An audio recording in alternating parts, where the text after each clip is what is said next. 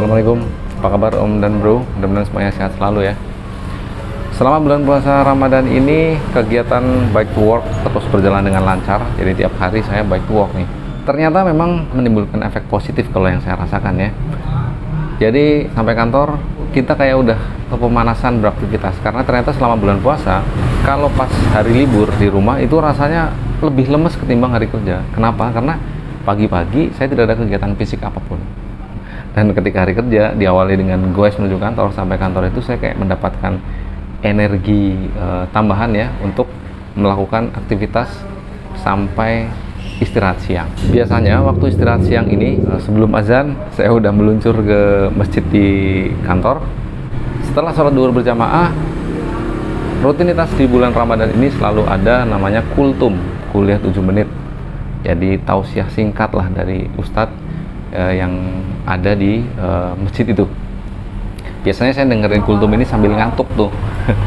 Ini saya mau cerita suatu hari ya, beberapa hari yang lalu itu kultumnya sangat membekas dan bener-bener masuk ke ingatan saya. Ceramah singkat saja, 6 pesan yang disampaikan oleh Imam Al-Ghazali, salah satu imam besar di Islam ya, pada saat berkumpul dengan murid-muridnya. Dan Imam Al-Ghazali memberikan pertanyaan kepada murid-muridnya. Pertanyaan pertama sederhana, apa yang paling dekat dengan kita di dunia ini? Kemudian murid-murid beliau, murid-murid Imam Ghazali menjawab orang tua, keluarga, sahabat, dan lain-lain.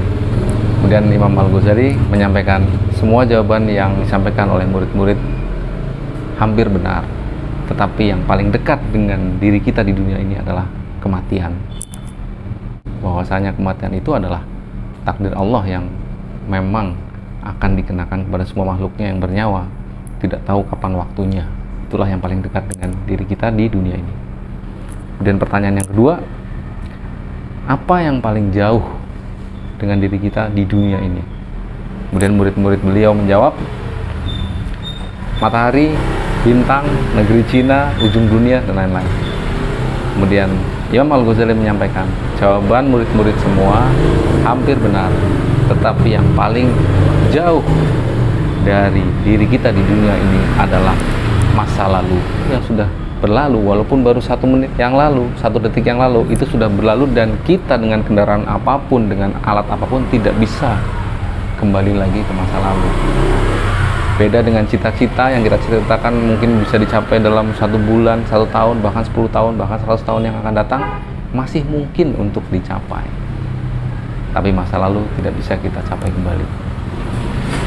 Yang ketiga, pertanyaan yang beliau sampaikan adalah, apa yang paling besar di dunia ini? Kemudian murid-murid beliau menjawab, yang paling besar gunung, gajah, dan lain-lain. Kemudian Imam Al-Ghazali menjawab, apa yang disampaikan oleh murid-murid semua itu hampir benar, tetapi yang paling besar di dunia ini adalah hawa nafsu. Hawa nafsu bisa membuat manusia menjadi celaka. Hawa nafsu di bidang apa aja? Kehidupan sehari-hari, politik, apapun, semuanya. Jadi yang paling besar di dunia ini adalah hawa nafsu.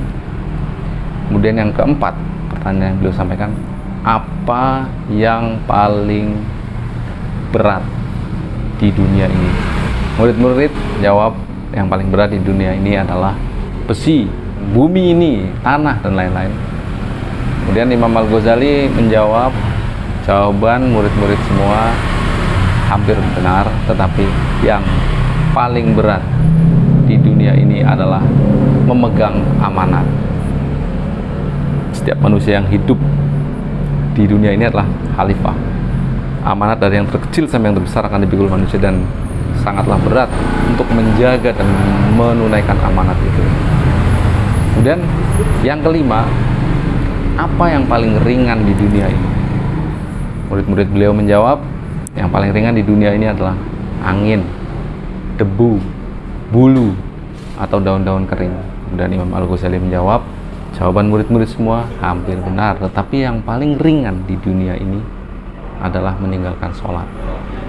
Karena kita sebagai kaum muslim tahu bahwasanya sholat itu adalah tiang agama, amalan yang paling penting dan yang pertama kali akan ditanyakan, tetapi seringkali manusia dengan mudah meninggalkannya karena urusan-urusan duniawi yang lain.